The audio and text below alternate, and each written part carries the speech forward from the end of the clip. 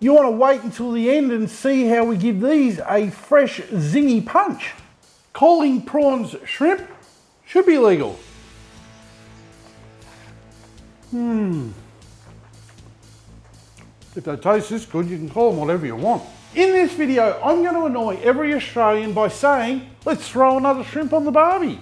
So just sit right back, grab a drink or two, and let's get into it. And if you haven't already, give the video a like, subscribe to the channel, and enjoy the beers. In Australia, we call them prawns. A shrimp is a nickname we give to anyone that is smaller than you. So let's get all the throw another shrimp on the barbie references out of the way now. Throw another shrimp on the barbie for me. Let's put another shrimp on the barbie. That's not a knife. That's a knife. Whoops, wrong Australian reference there. So many of you are still using wooden skewers. And I have no idea why, because metal ones are cheap and reusable. Anyway, grab your cheap and inferior wooden skewers and pop them in water for at least an hour to prevent burning while grilling. Because these wooden sticks are effectively just little mini jousting poles. Metal skewers don't burn. Just saying, we need some prawns for this recipe. So I went down to see Mick out at Gippsland Premium Meats and I said, Mick, what part of the cow does the shrimp come from? He said, get out of his shop and stop wasting his time, and we call them prawns anyway. To make a shrimp, you need two smaller people to make a baby.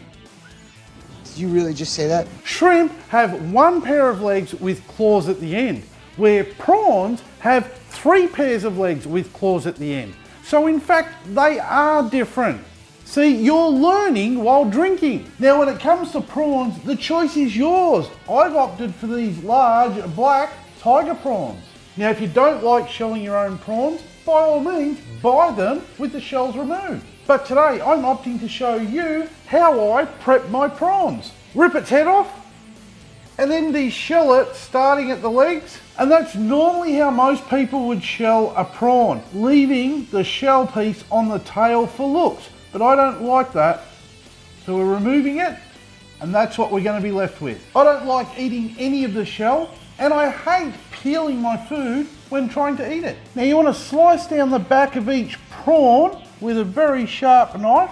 And by opening up the back, you're going to see the digestive tract. You want to take that out. That's also known as deveining the prawn. You can now just rinse the prawns in some fresh water, drain them off, and then throw them into a sealable container. Some people think cooking prawns with the shell still on improves the flavour.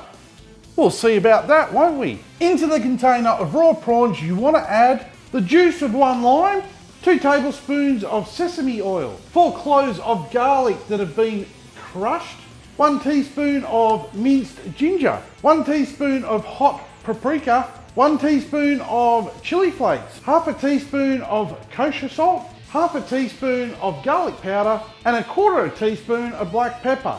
Slap the lid on and shake it up thoroughly. You want to make sure all those ingredients get mixed up and every prawn gets covered evenly.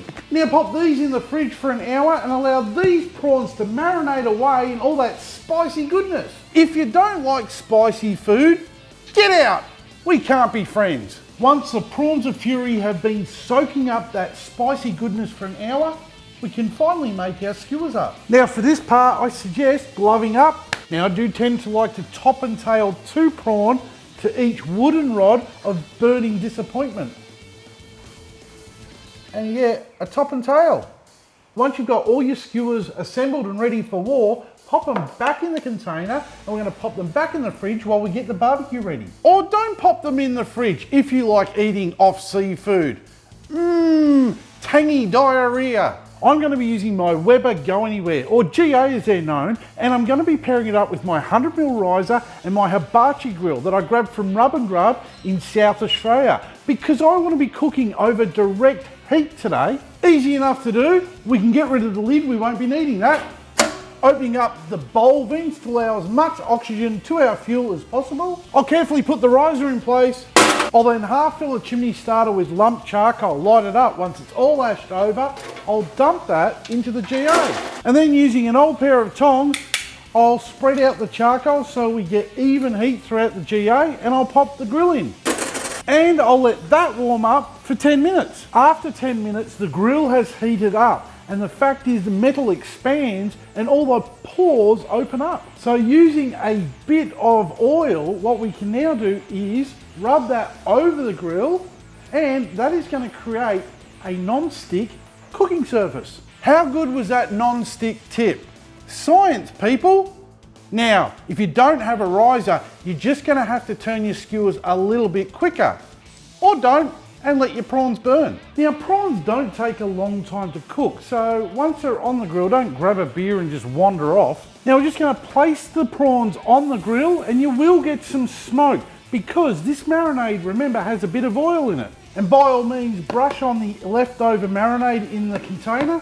And after 2.5 minutes, you just want to flip them over and let them grill for a further 2.5 minutes. The cooking time is wholly going to depend on the size of the prawns. For smaller prawns, go about 2 minutes a side, and for big king prawns, go 3 minutes per side. We need to be careful and not overcook them, or they'll dry out and be chewy. And we want them to stay tender and moist. Oh, I knew it was coming. Smack! Today I'm using an hibachi style direct grilling method. And all up, these black tiger prawns are going to take around 5 minutes to be fully cooked. Or for those of you who love to use my beer timer, you're looking at a 380 beer cook. Cheers!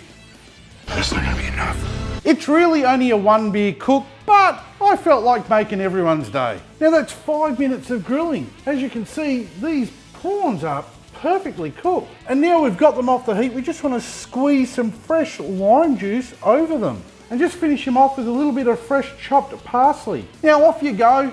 You can now go and throw another shrimp on the barbie.